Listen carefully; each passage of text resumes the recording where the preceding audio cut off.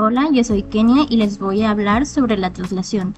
La traslación es un concepto simple, se trata de una transformación geométrica que consiste en desplazar los puntos de un objeto o una figura hacia una misma distancia y una misma dirección, como se muestra en la imagen. Aquí se puede apreciar que el punto ABC se mueven hacia una misma distancia y dirección sin perder las propiedades de la figura original, es decir, no se deforma y tampoco cambia su tamaño, simplemente se desplaza. Es muy importante que en lo que viene siendo la traslación se tome muy en cuenta esto, porque como tal la traslación no tiene el objetivo de deformar un objeto o una figura, sino más bien de trasladarla, de llevarla a otra dirección del plano. Okay. Y para ejemplificar esto en código, por así decirlo. Bueno, aquí tenemos unas figuras. Está el rectángulo, tengo un óvalo, tengo un... A ver, permítanme.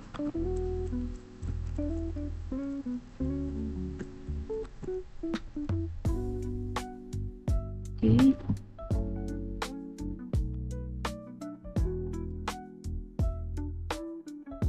Esto es, por así decirlo, su posición original, lo que se va a mostrar a continuación. Es como que su posición original. Si nosotros le aplicamos el translate, la traslación, por ejemplo, aquí el rectángulo ya va a cambiar de lugar.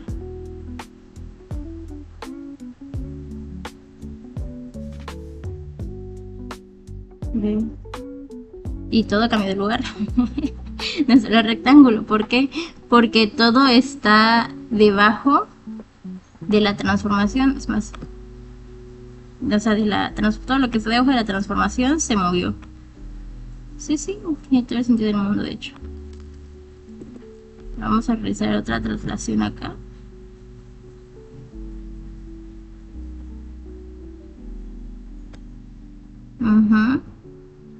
Y ahora todo lo que está debajo de... Le aplicamos una traslación a la traslación, vaya. Se pueden dar cuenta, se va moviendo, ¿no? Van dejando su punto original conforme lo trasladas. Es la verdad, para el rectángulo, para el óvalo o para las figuras con rutas como es el triángulo, pues es básicamente lo mismo, ¿no? Lo único que cambia es la forma del dibujado, por así decirlo. Por ejemplo, para una óvalo no vas a utilizar el draw rake, claramente, ¿no?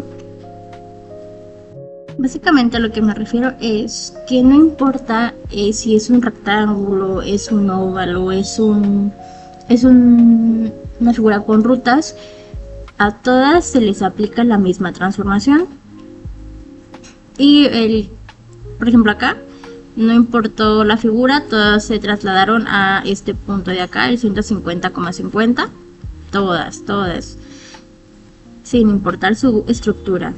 Otro ejemplo que les puedo dar es este de acá. Permítanme. Este de acá yo hice un círculo.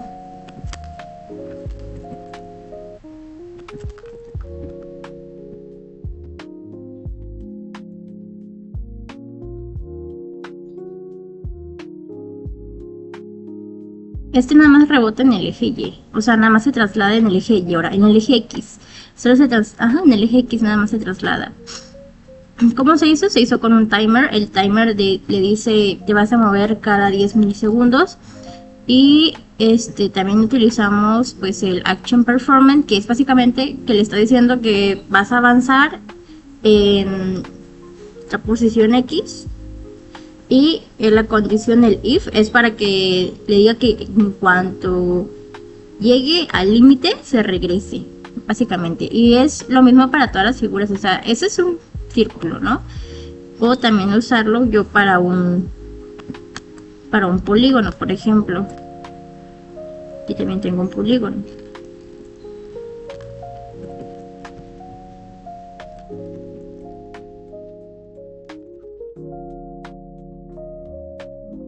Si se dan cuenta, lo único que estamos cambiando es el dibujo, o sea, lo que está dentro del Paint Component. No estamos,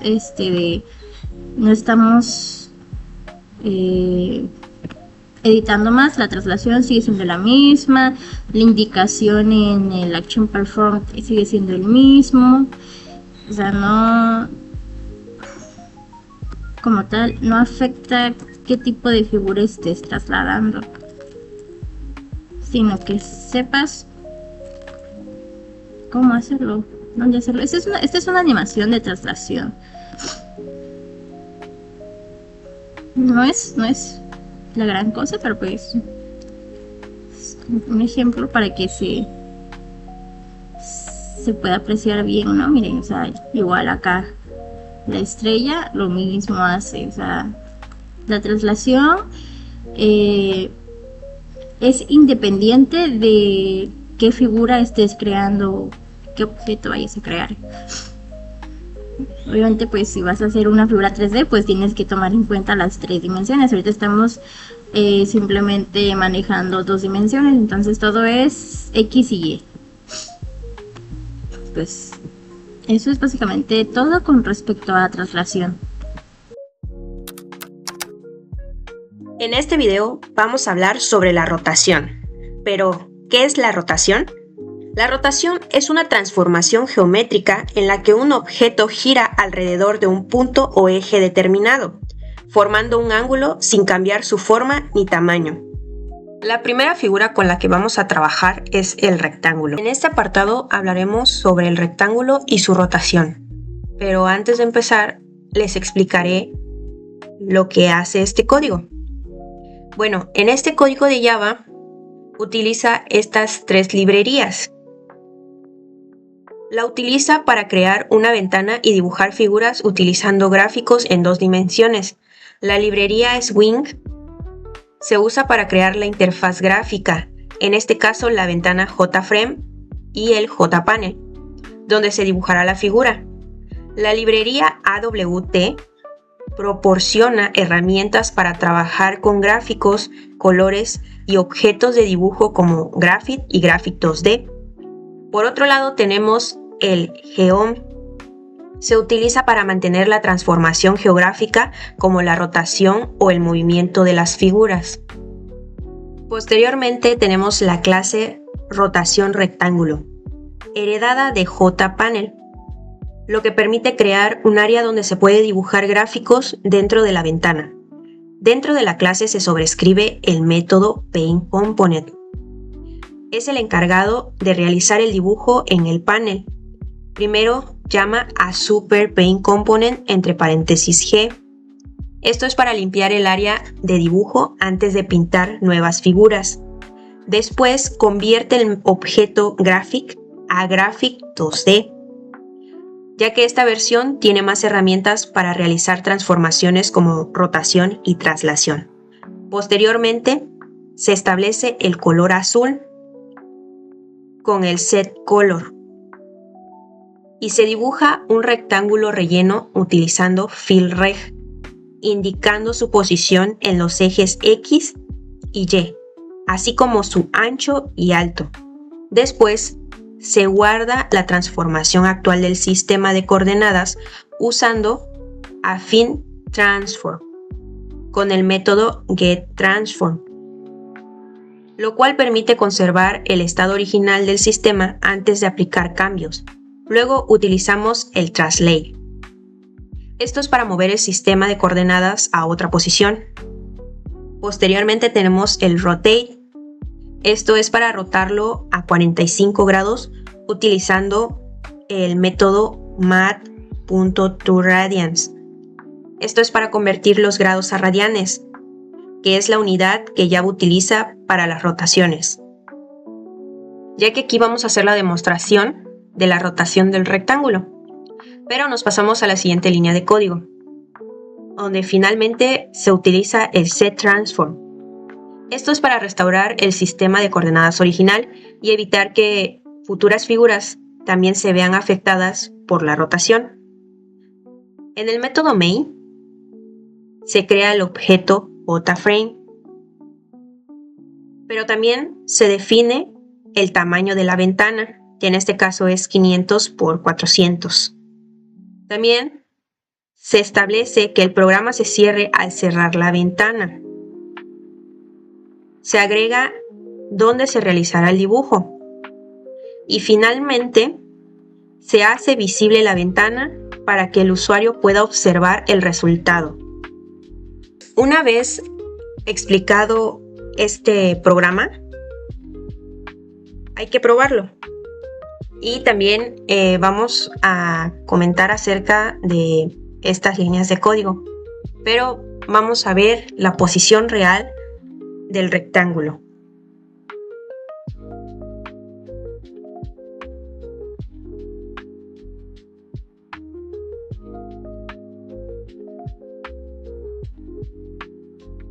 Podemos observar que el rectángulo está en la posición 80, 120, 120 y 60.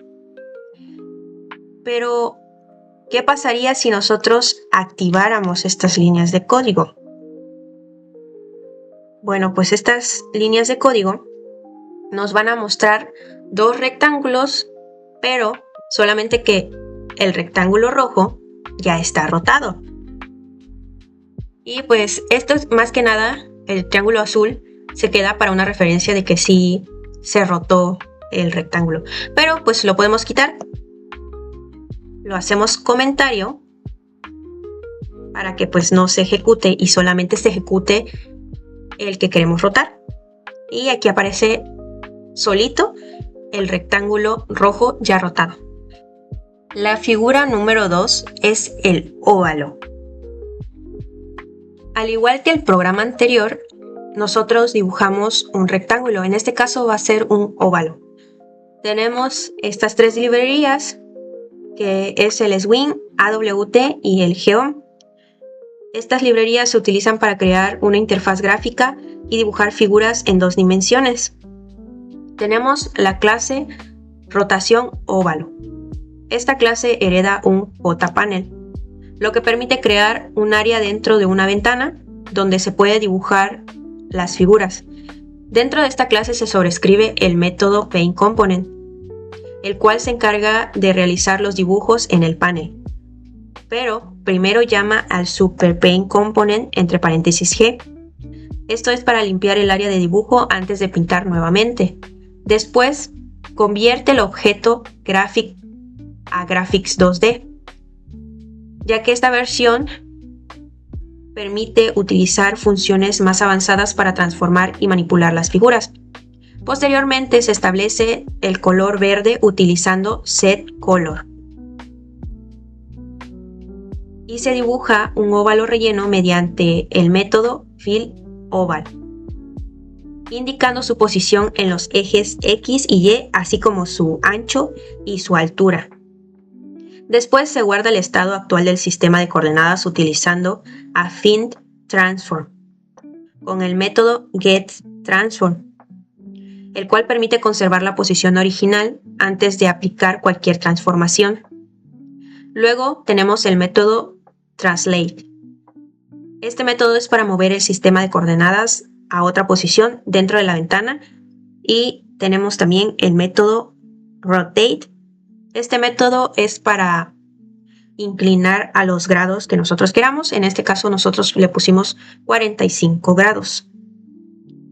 Esta parte al final lo vamos a explicar, ya que pues prácticamente es el ejemplo de cómo se vería el óvalo rotado. Nos pasamos al main. En el main se crea el objeto JFrame, que representa la ventana del programa. Se establece también el tamaño, que es de 500 por 400. Se configura para que el programa se cierre al cerrar la ventana, que es esta línea de código. De ahí tenemos donde se agrega el panel que se realizará el dibujo, que es esta línea de código. Una vez que nosotros ya explicamos todo el código, vamos a ejecutarlo. Le damos Run Field y vemos nuestro óvalo color verde en la posición 80, 120, 120, 60. Pero les había comentado que tenemos esta línea de código.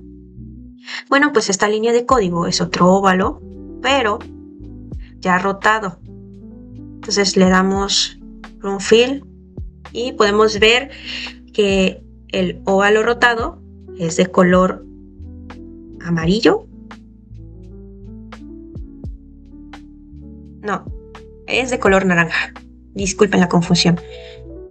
Pero si no queremos ver el óvalo color verde, entonces desactivamos estas líneas de código. Le damos ejecutar y aquí nos aparece nuestro óvalo rotado. Esto sería todo para este programa y posteriormente vamos a seguir explicando otras dos figuras más. La tercera figura son polígonos.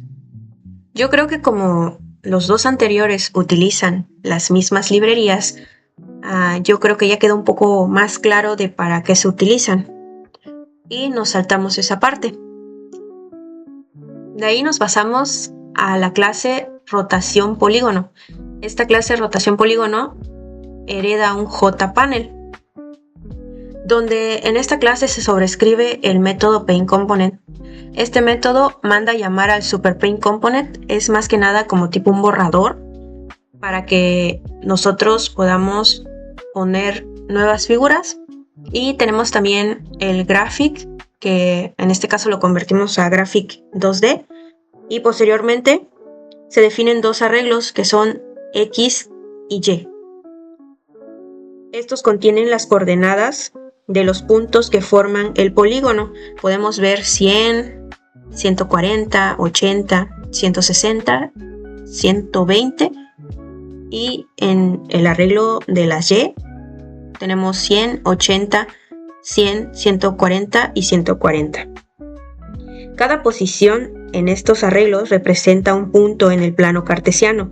Con estos arreglos se crea un objeto polígono, indicando también el número de puntos que tendrá la figura. Aquí contamos, tiene 2, 4, 5. Entonces aquí estas son las coordenadas, que es X y Y los puntos que lleva, que son 5. Después se establece el color cian y se dibuja el polígono original utilizando el método Fill Polygon. Este permite rellenar la figura con el color seleccionado, que nosotros seleccionamos el cian. Luego se guarda el estado actual del sistema de coordenadas utilizando el Affine Transform con el método getTransform, el cual permite conservar la posición original antes de aplicar transformaciones. Después se utiliza el método Translate. Este es para mover el sistema de coordenadas a otra posición dentro de la ventana. Y posteriormente el método Rotate. Este método es para rotar la figura.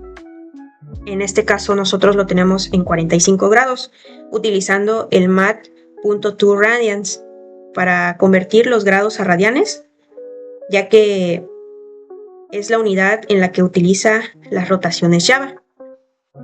En este caso podemos ver estas líneas de código como comentario, ya que esta es más bien es el ejemplo en que el polígono ya está rotado, pero lo veremos por partes. De ahí nos vamos al método main. Este método es donde creamos un objeto JFrame que representa la ventana del programa. Se establece también el tamaño, que es de 500 por 400. Se configura que el programa se cierre cuando la ventana se cierre, que es esta línea de código. Se agrega el panel donde los polígonos se van a dibujar. Y eso sería todo. Ahora vamos a ejecutar el programa. Aquí podemos ver nuestro polígono. Está en estas posiciones. Pero si activamos la otra línea de código, Vamos a observar dos polígonos, que es prácticamente la representación de cómo estaría rotado. Y vamos a darle ejecutar. Y aquí está el polígono rotado. Pero si no queremos ver el polígono no rotado, pues ya solamente desactivamos estas líneas de código para que no tengamos ningún problema y podamos ver el código, con el código, la figura rotada más que nada. Y aquí lo podemos ver. Eso sería todo en lo de polígonos. Posteriormente vamos a ver las rutas, pero eso sería en el otro apartado. La cuarta figura es con rutas, manejando el pad 2D. Tomando en cuenta los códigos anteriores de las diferentes figuras que estamos haciendo, ya no es necesario volver a repetir las funciones de estas líneas de código, de las librerías, del extends, ya no es necesario. Siento que ya quedó un poco claro. Lo que sí vamos a explicar es el pad. Bueno, pues el pad es una clase de Java que sirve para crear y dibujar figuras usando líneas y curvas conectadas, como si fueran trazados en un camino de punto a punto. Aquí nosotros tenemos el Mob2, el Line2, que tiene diferentes tipos de coordenadas, se podría decir. Bueno, esto nos sirve para que nosotros vayamos trazando la figura que nosotros vamos a querer. En este caso, yo elegí la figura de una estrella. Si nosotros lo corremos, podemos ver una estrella de color rosa. Pero si queremos mostrar la estrella que ya está rotada, que es esta parte en gris que ahorita lo vamos a activar, pues se va a mostrar en la ejecución. Una vez desactivada estas líneas de código, le vamos a dar ejecutar. Y aquí podemos ver que la estrella color rojo está rotada a una inclinación de 45 grados. Pero si nosotros no queremos tener el original, se podría decir, que es el color rosa, pues lo podemos quitar, al igual que en los otros códigos anteriores. Y esto sería todo de mi parte. Los dejo con el siguiente tema. Soy Oscar Javier Jiménez Santiago y yo voy a hablar sobre el escalamiento.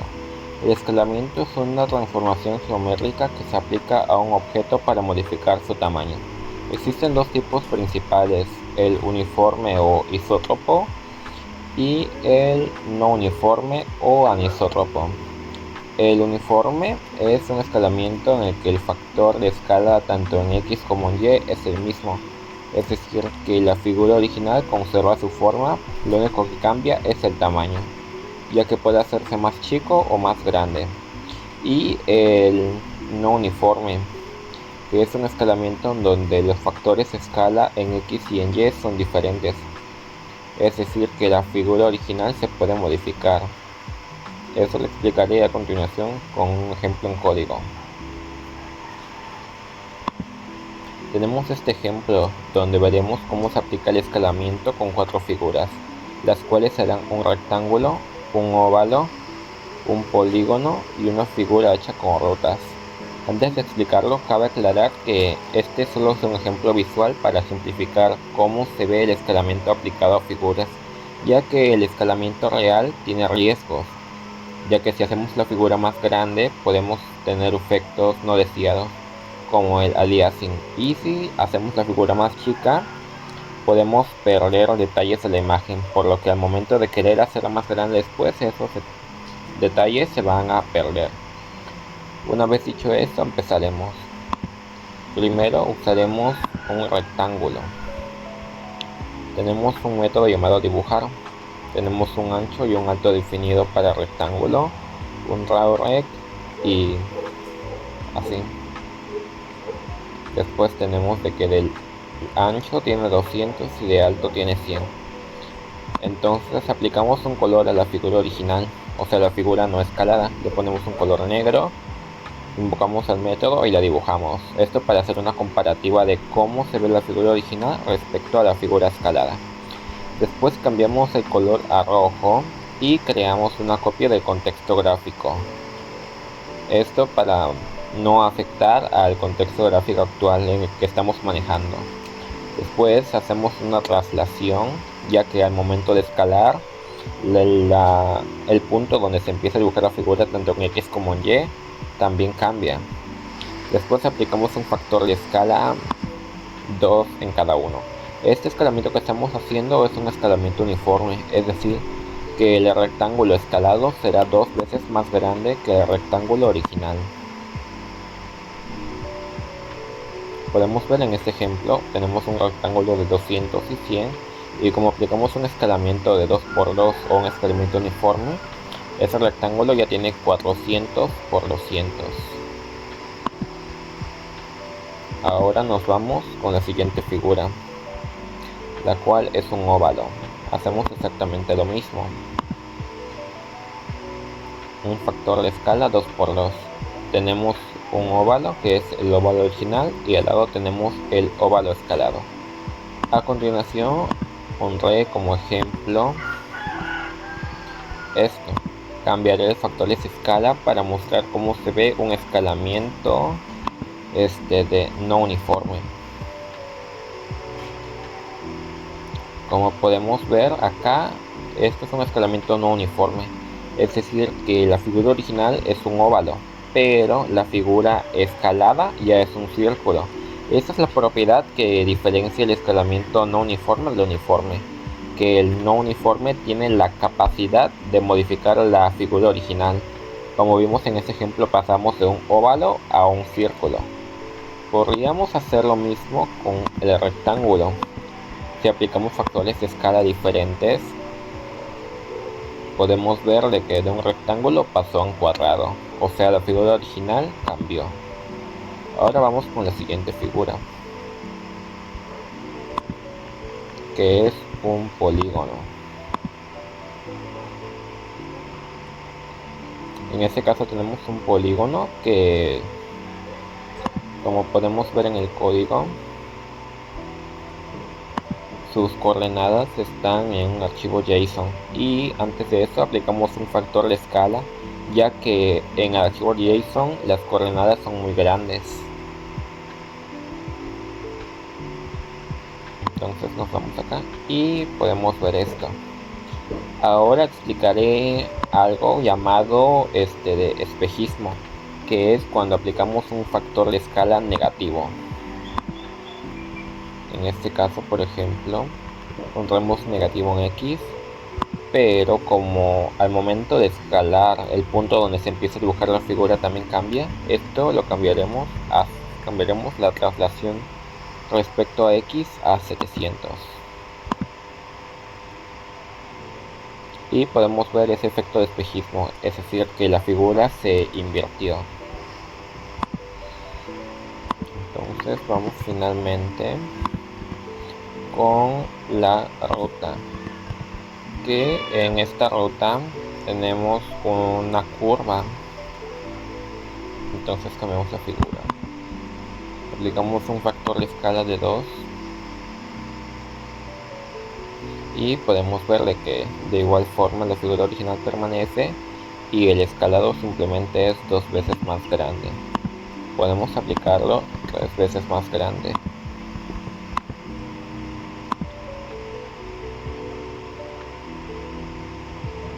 Y así.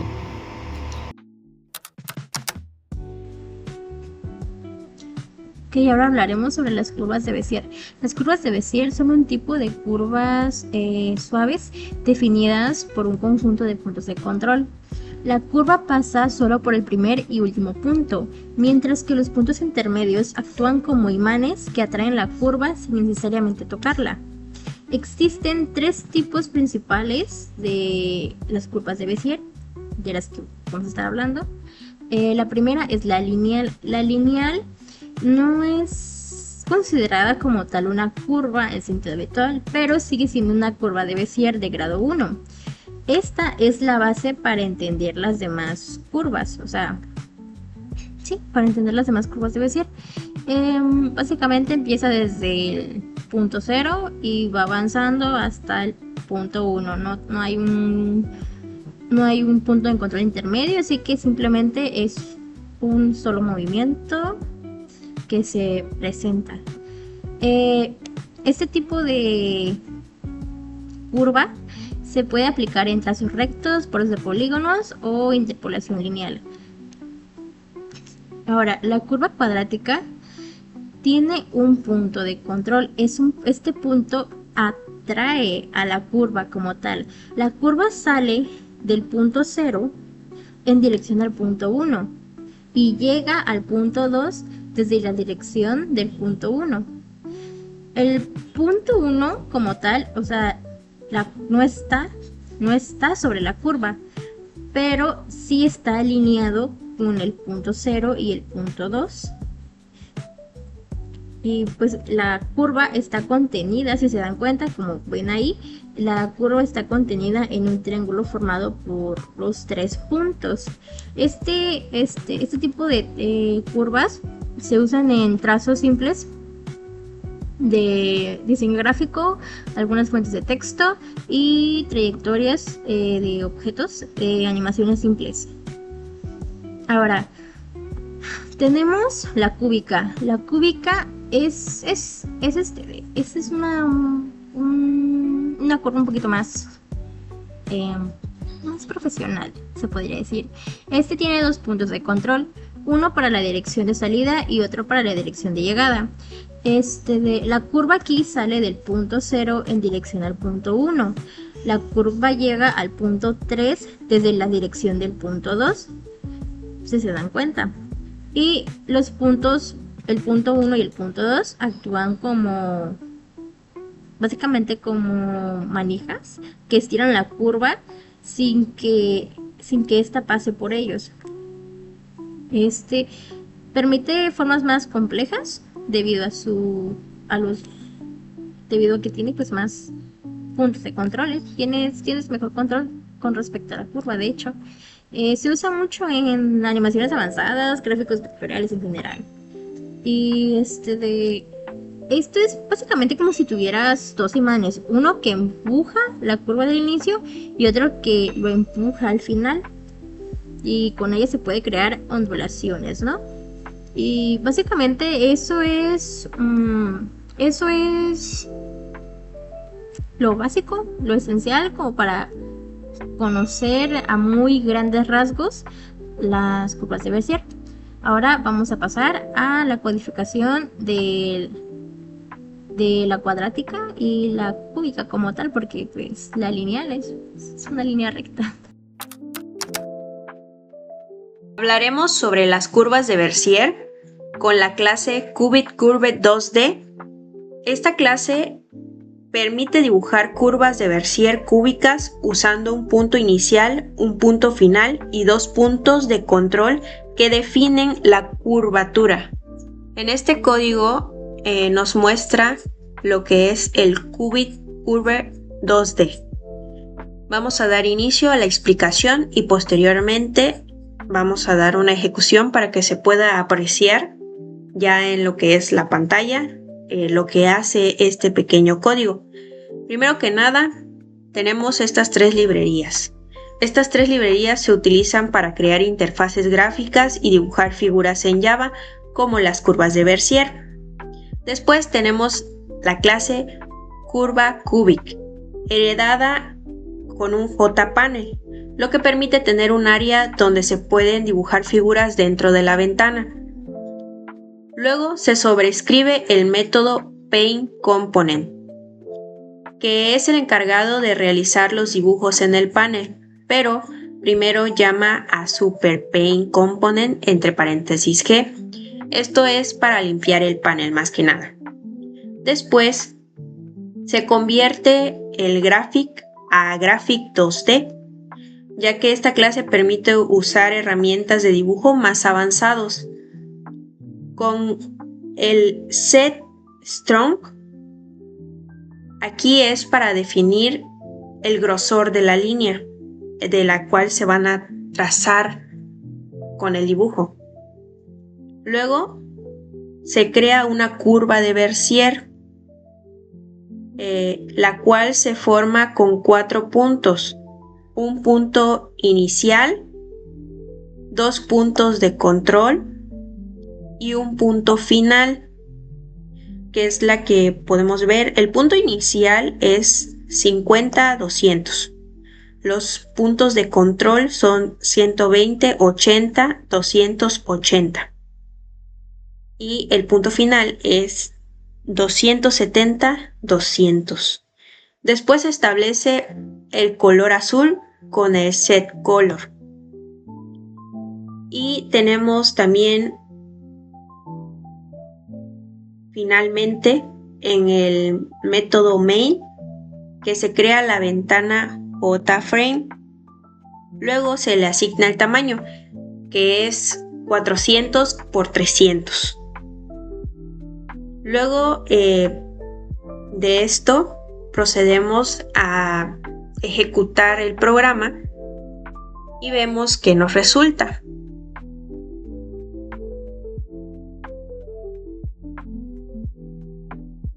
Con las coordenadas que nosotros le dimos, nos aparece esta curva de Bézier. En eso voy a explicar lo que son las curvas de Bézier con Pad 2D.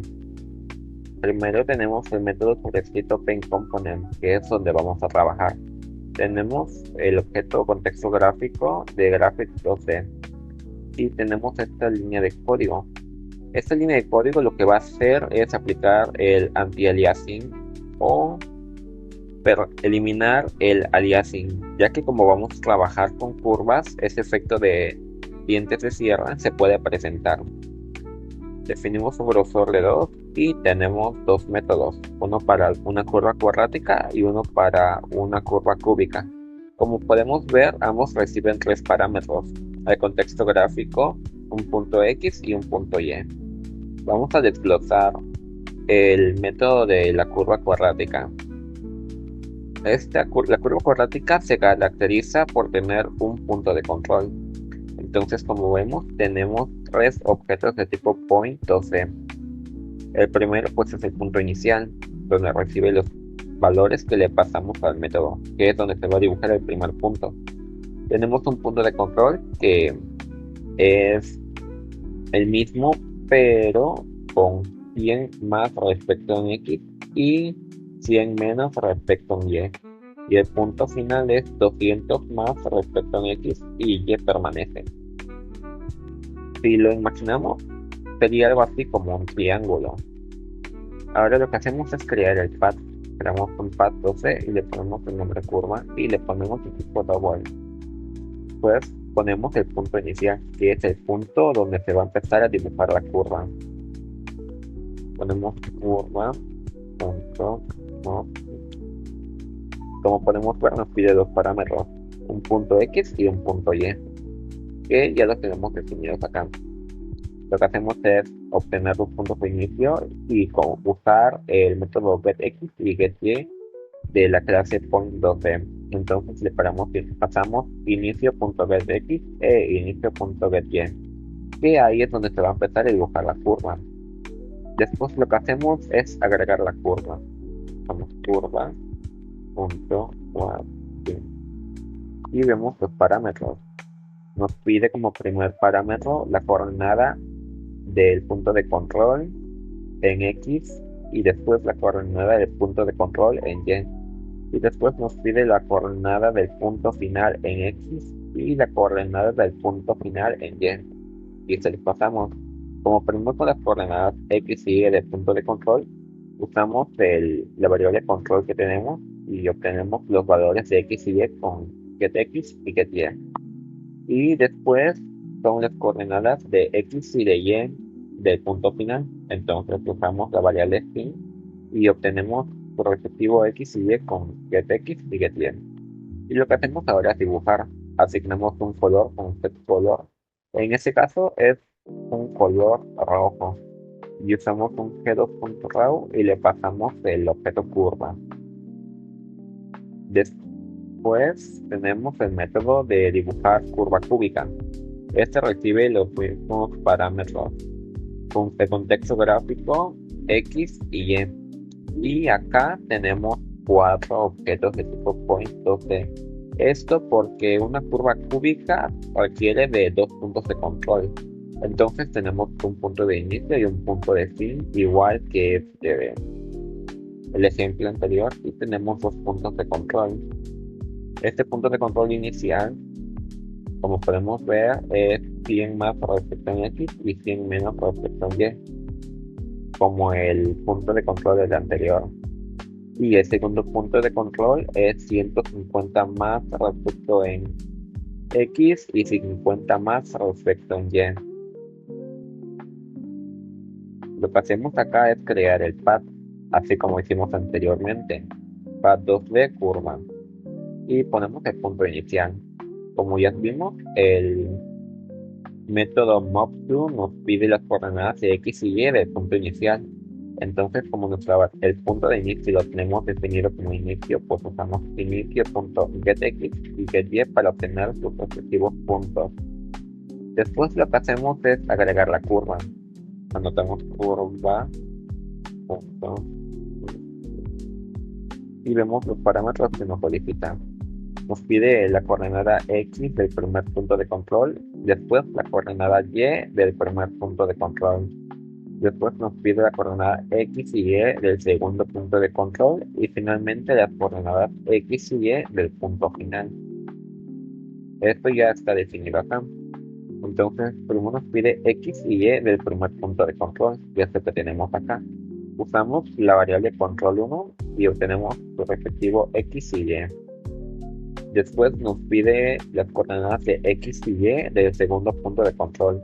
Pues entonces usamos control2.getX y getY para obtener esos valores. Y finalmente las coordenadas del punto final en X y Y. Acá pues usamos sim y nuevamente getX y getY. Lo que hacemos a continuación es dibujarlo.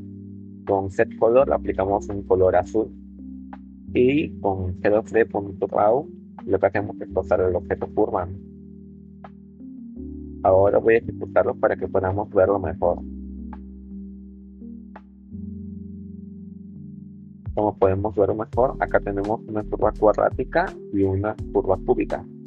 La curva cuadrática tendría su punto de control más o menos por acá, que es lo que haría de que la curva se fuera hacia arriba. Y acá tenemos dos puntos de control, uno que estaría más o menos por acá y uno por acá. Lo que haría de que la curva fuera como que fuera más curva, es decir, acá solamente es curva en una dirección, pero acá es como que ya va en dos direcciones.